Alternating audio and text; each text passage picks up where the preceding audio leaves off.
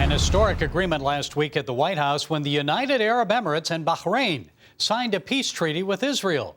That was only the third time an event like that has happened between Israel and her Arab neighbors in the past 72 years. While peace may be at hand with the Jewish state, Christians in both the UAE and Bahrain, especially those who have converted from Islam, are finding very little peace. In fact, they face persecution. Here to explain is Todd Nettleton. Mr. Nettleton is host of VOM Radio, and he's chief of media relations at the Voice of the Martyrs. Okay, Todd, a historic meeting, an agreement there, good news for Israel. But share the news about what's happening to Christians in the Gulf states. First, the UAE. What's it like to be a Christian there? Well, you're correct. This is good news. And as Christians, you know, we pray for the peace of Jerusalem, and so we celebrate this agreement. But as you say, Christians in the UAE face persecution, especially those who have converted from Islam. Now, typically in the UAE, it is not the government. It's not necessarily that the police come banging on their door.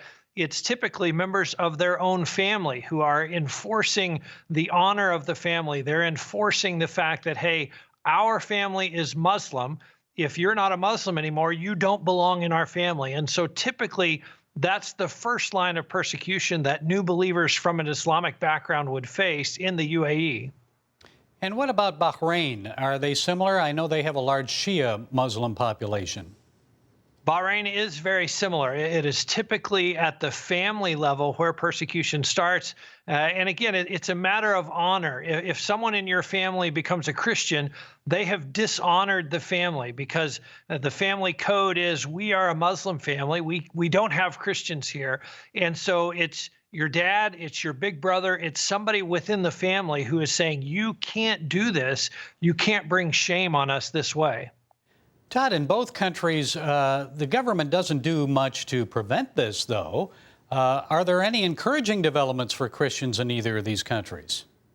You know, there are some encouraging developments. And as you say, the government in both countries kind of turns the other way. When a family takes care of what they would call a family problem, the government doesn't enforce the law. They don't worry about those kind of attacks.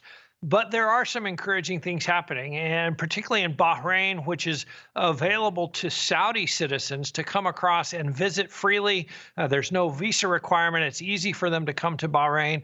And so it is a place where Saudis can be approached with the gospel, and they can be approached with a New Testament or a Gospel of John or just a gospel message. So there is gospel activity in both of these places, but as we've mentioned, especially for Muslim converts, there's a price to be paid for following Christ. And it's very sensitive work, is it not? Also online there. There's a lot on the line. They have to be very careful about how they go about ministry. A lot of the ministry that is happening, or a lot of the sort of open Christian activity, is among immigrants. It's people who are working in the country from different places around the world. And in the eyes of the authorities, it's okay for them to be a Christian. If, say, you're from the Philippines, okay, it's okay for you to be a Christian. But where you start to minister to the local people and start encouraging Muslims to hear about Jesus Christ, there's a lot on the line. Finally, Todd, one of VOM's most successful books, aside from Pastor Wurmbrand's Tortured for Christ, is Jesus Freaks, and I know you've just updated it. Now tell us what VOM has done. It's kind of hard to tinker with success, isn't it?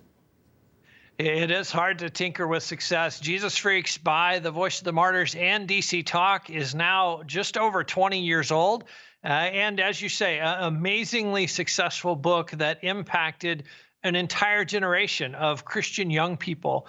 What we have done is updated about 30% of the material, brought some of the great stories from the last 20 years into the text so that the people who read it maybe as teenagers 20 years ago, now they can give it to their teenagers and inspire the next generation to really live like Jesus Freaks, to do whatever Christ asks us to do, regardless of what the cost is required.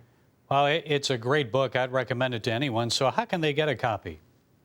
The book releases the last week in October, and it will be available wherever books are sold. And Todd, how about VOM Radio? How can we hear that?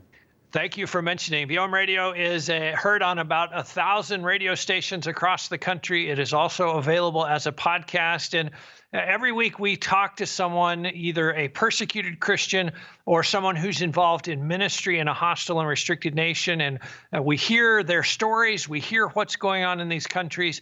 And we always finish up with, okay, how can we pray? So we want to equip listeners to be prayer warriors on behalf of our persecuted brothers and sisters around the world. And you can find us at vomradio.net. There's also a place there where you can find a local radio station near you or links to subscribe to the podcast. And I've got to mention an NRB winner last year, correct? We did. We were named Radio Program of the Year. Actually, our first year broadcasting, which is kind of an amazing sign of God's favor. I think it's certainly not a sign of my expertise, but really the ability to tell the stories of persecuted Christians. There just isn't that much like it on the radio. In fact, I would suggest there's nothing else like it on the radio. And as we share the stories of persecuted Christians, you know, the writer of Hebrews says, of whom the world was not worthy, literally people who are too good for this world. As we tell their stories and as we tell them well, I think listeners are drawn into that and their own faith is challenged and encouraged. Okay, Todd Nettleton, keep up the good work. From the Voice of the Martyrs, thanks so much for sharing your time and insights today, Todd. Thanks for having me, Gary. It's always fun to talk to you.